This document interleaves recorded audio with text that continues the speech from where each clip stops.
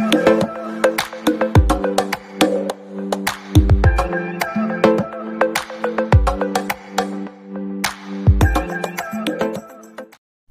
Friends, आपका स्वागत है हमारे आज की वीडियो में। तो पिछले वीडियो में हमने न्यूमेरिकल देखा था। मैंने आपको बताया था हमारा अगला टॉपिक क्या होगा, हाइजेनबर्ग अनसर्टेनिटी प्रिंसिपल, यानी हिंदी में बोले तो हाइजेनबर्ग की अनिश्चितता का सिद्धांत। तो भैया इन्होंने बोला क्या था, एक बार उसे देखते हैं। ये मैंने थोड़ा सा लिखा है आपके लिए, हमने पढ़ा हुआ है पिछले वीडियो में कि कोई पार्टिकल है और मतलब कोई भी वेव है या इलेक्ट्रोमैग्नेटिक, अभी तक वेव ये सब हो गया है ना पीछे, मतलब से इमेजिन कीजिए कोई पार्टिकल है और वो वेव नेचर कभी शो करेगा, मैंने आपको बताया था जब वो माइक्रोस्कोपिक हो और मोशन में हो। ठीक है, माइक्रोस्कोपिक भी हो और मोशन में हो तब वो वेव नेचर शो करता है। ठीक, ये हमने पढ़ा है पीछे, है ना। तो उन्होंने समझ में आया ना, उन्होंने क्या बोला, उन्होंने बोला कि जब कोई पार्टिकल जो कि माइक्रोस्कोपिक है, मोशन में है और वेव नेचर शो कर रहा है, तब आप उसका साइमल्टेनियसली और एक्यूरेटली, तो साइमल्टेनियसली एंड एक्यूरेटली उसका हम पोजीशन, ठीक, पोजीशन एंड मोमेंटम मेजर नहीं कर सकते।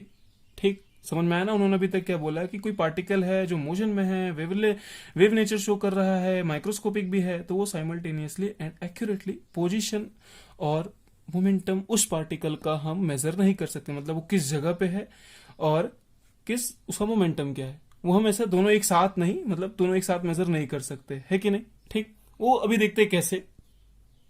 तो फ्रेंड्स, मैंने आपके लिए इसे लिख दिया है, एक बार पढ़िए। उन्होंने क्या बोला हाइजेनबर्ग ने, you can not measure the accurate momentum as well as position simultaneously of a microscopic moving particle. ठीक, मतलब हम एक्यूरेटली ना ही पोजीशन बता सकते हैं ना ही मोमेंटम एक टाइम पे, है ना। समझ में आ रहा है। ठीक, तो एक बार इसे भी पढ़िए। The exact and simultaneous determination of position and momentum of a moving microscopic particle is impossible. तो फाइनली इन्होंने यही कहा, है ना, कि हम एग्जैक्टली किसी का ना पोजीशन, ना एक माइक्रोस्कोपिक पार्टिकल है ना उसका पोजीशन बता सकते हैं और ना ही मोमेंटम। ठीक, एक बार में हम दोनों नहीं बता सकते। जैसे इमेजिन करिए, जैसे आप मान लो चल रहे हो हाँ रोड पे, अब आप तो माइक्रोस्कोपिक हो नहीं, लेकिन थोड़ा इमेजिन करो कि वो एक माइक्रोस्कोपिक है, आप वो ऐसे चल रहा है हाँ, तो आप उसका एक टाइम पे ना ही आप मोमेंटम बता सकते हो उसका, ठीक, और ना ही उसका पोजीशन। ठीक, पोजीशन को एक्स से डिटर्मिनेशन किया, मैंने डिटरमाइन किया। ठीक, तो यही कहा है कि the exact and simultaneous determination of position and momentum of a moving microscopic particle is impossible, नहीं निकाला जा सकता। अगर आता है तो गलत है। अगर आप चल रहे हो, अगर मैं आपका मोमेंटम भी बता दे रहा हूं, आपका पोजीशन भी बता दे रहा हूं, तो वो गलत है। ऐसा इन्होंने कहा, आपका मतलब माइक्रोस्कोपिक पार्टिकल का। ठीक, ये चीज उन्होंने बोली और ये सही भी है ना। तो देखिए, जैसा अभी पिछले मैंने दिखाया, आपको शायद दिखा नहीं होगा, जैसे कोई एम मास तो नोन होता है। आप सोच रहे होगे कि सर कैसे हो सकता है कि एक ही टाइम पे हम मोमेंटम भी नहीं निकाल सकते और पोजीशन भी नहीं निकाल सकते। तो यही चीज उन्होंने कही कि कोई माइक्रोस्कोपिक, मान लो माइक्रोस्कोपिक है, कोई माइक्रोस्कोपिक मूविंग पार्टिकल, उसका मास चलो हमें पता है, ठीक, मास तो फिक्स होता है। तो अगर हमें मास पता है, ठीक, और हमें वेलोसिटी पता है, उसकी एग्जैक्ट वेलोसिटी की, वो किस स्पीड से चल रहा है, ठीक, तो हमें उसका मोमेंटम पता होगा, है ना। तब उस टाइम पे हमें उसके एक्स, मतलब उसकी पोजीशन के बारे में हमें नहीं पता होगा। ठीक, ये चीज उन्होंने कही, एक टाइम पे हम एक ही निकाल सकते हैं। अगर हमें पोजीशन पता है तो हम मोमेंटम नहीं बता सकते उस पार्टिकल का कि कितना होगा। ठीक, समझ में आया। तो इसका मतलब आपको समझ में आया कि कोई माइक्रोस्कोपिक है, मूविंग पार्टिकल है, अगर उसका हमें एग्जैक्ट मास पता है, वेलोसिटी भी एग्जैक्ट पता है, तो हमें उसका मोमेंटम तो हम निकाल लेंगे। लेकिन उस टाइम पे हम उसकी पोजीशन नहीं बता पाएंगे कि वो पार्टिकल कहाँ है, मतलब यहाँ है, यहाँ किधर है, वो हमें नहीं मालूम पड़ेगा। माइक्रोस्कोपिक आप कैसे देख लोगे उसको, है कि नहीं। समझ में आया। अब ऐसा सोचो कि हमें पोजीशन पता है, तो हम उसका ना मास बता सकते हैं, ना वो किस वेलोसिटी से चल रहा है वो बता सकते, तो कुल मिला के हम उसका मोमेंटम भी नहीं बता सकते, है ना। दो, मतलब एक ही टाइम पे हम दोनों चीज नहीं बता सकते। अगर हमें ये चीज पता है तो हम ये नहीं बता सकते, और अगर हमें पोजीशन पता है तो हम उसका मोमेंटम नहीं बता सकते। ये चीज ही कही थी हाइजेनबर्ग ने। अब क्लियर हो रहा है ना थोड़ा थोड़ा, और अच्छे से थोड़ा समझते हैं। पता है, एक जोक है इसी पे कि एक बार हाइजेनबर्ग अपनी गाड़ी लेके निकले थे पहाड़ी एरिया में, बहुत तेज गाड़ी चला रहे थे। हाँ, उनको पुलिस वाले ने रोका, उनको पूछा, भाई आपको पता है आप कितनी स्पीड से गाड़ी चला रहे थे, इसे रिलेट करना। हाँ, तो बोले भैया अगर मुझे पता होता कि मैं किस स्पीड से गाड़ी चला रहा हूं, तो मुझे मालूम ही नहीं होता ना मैं कौन सी पोजीशन पे हूं, मैं कहां पे हूं। अब अगर मुझे मालूम होता कि मैं इस पोजीशन पे हूं, तो मुझे मेरी स्पीड नहीं मालूम होती। तो ऐसे समझ लो, थोड़ा रिलेट करो। तो अभी मैंने 2 लाइन लिखी है, उसे एक बार देखते हैं। उन्होंने क्या कहा हाइजेनबर्ग ने, कि मान लीजिए आपका मोमेंटम मेजर एरर, मतलब आपके मोमेंटम जो आप मोमेंटम मेजर कर रहे हैं उसमें आपकी थोड़ी एरर आ गई, हाँ थोड़ी सी, डेल्टा पी का। और आप जब पोजीशन मेजर कर रहे हैं तब भी आपकी थोड़ी सी एरर आई, उसे डेल्टा एक्स बोला, ठीक।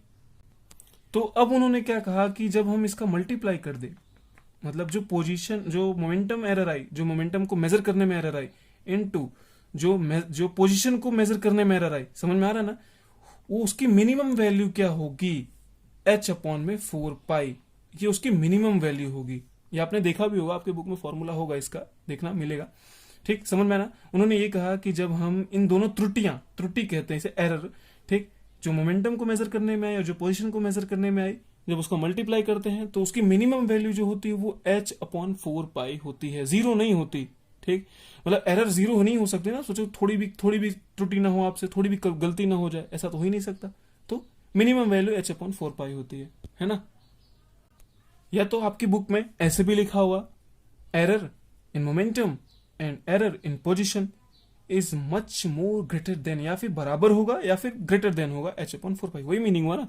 मैंने आपको यहाँ मिनिमम वैल्यू बताई, वही बोल रहा हूँ, या तो इससे बड़ा होगा या तो इसके बराबर होगा, ठीक। तो यही था हिजेनबर्ग अनसर्टेनिटी प्रिंसिपल। उम्मीद करते हैं आपको समझ में आया होगा। ओके नाय, पल्ले पड़ा भाऊ। तो फ्रेंड्स, यही था हाइजेनबर्ग का अनसर्टेनिटी प्रिंसिपल, मतलब हाइजेनबर्ग के अनिश्चितता का सिद्धांत हिंदी में, है ना। तो फाइनली उन्होंने यही कहा, आपको समझ में आया ना, कि कोई भी जो मूविंग पार्टिकल है, माइक्रोस्कोपिक है और वेव नेचर शो कर रहा है, तो उसका हम एक साथ में ना ही मोमेंटम बता सकते ना ही पोजीशन। अगर हमने मोमेंटम बताया तो हमें पोजीशन नहीं पता होगी, अगर हमने पोजीशन बताया तो हमें मोमेंटम नहीं पता होगा। ये चीज उन्होंने कही और ये फॉर्मूला उन्होंने दिया, ठीक। इसे थोड़ा और अच्छे से एक बार देखते हैं।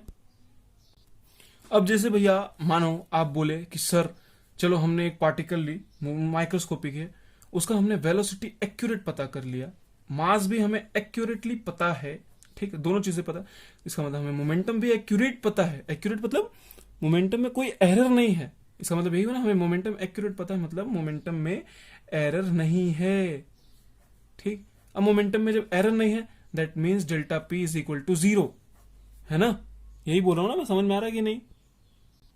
तो आपको समझ में आया ना, हमें किसी पार्टिकल की जो माइक्रोस्कोपिक है, वेलोसिटी पता है, मास पता है और मोमेंटम पता है, इसका मतलब error in momentum measurement is 0।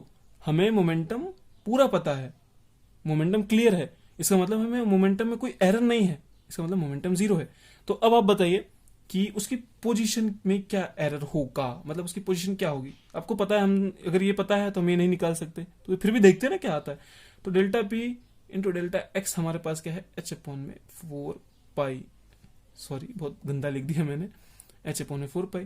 तो एक काम करते, डेल्टा एक्स हमें चाहिए, तो क्या करो, एच अपॉन में 4 पाई इंटू डेल्टा पी कर दो। पी यहाँ किया, डेल्टा पी क्या, 0। डेल्टा पी मतलब error in momentum measurement, momentum को मेजर करने में जो एरर आई वो 0 है। वो 0 होते ही डेल्टा एक्स क्या हो गया, इन्फिनिटी, क्योंकि किसी के डिवाइड में 0 है तो पता है ना इन्फिनिटी में जाता है। इसका मतलब डेल्टा एक्स मतलब जो एरर है बहुत ज्यादा आ गया, बहुत ज्यादा आया है ना, समझ में आया।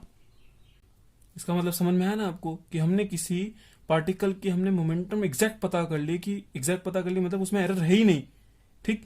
तो जब उसकी पोजीशन निकालेंगे तो इन्फानाइट आएगा, मतलब कहीं कहां भी होगा हमें पता नहीं, कहीं पे भी हो सकता है, ठीक। तो यही कहा था हाइजेनबर्ग ने।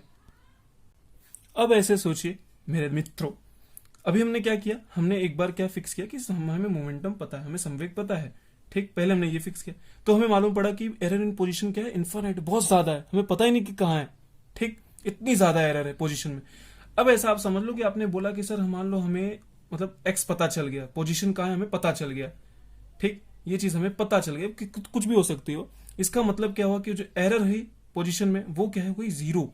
अब मैं ये बोल रहा हूं, पहले वाले में क्या था, मैं मोमेंटम को 0 लिया था, मोमेंटम के एरर में 0 लिया था, जो मेजरमेंट किया था एरर इन मोमेंटम मेजरमेंट, वो हमारा 0 था, क्योंकि हमें एग्जैक्ट मोमेंटम पता था। ये देखिए एग्जैक्ट मोमेंटम पता था, इसलिए हमें एरर उसमें जीरो हुई, क्योंकि हमें एग्जैक्ट पता है। ऐसे इधर जब हमें पोजीशन पता है, इसका मतलब एरर उसमें क्या है, जीरो है।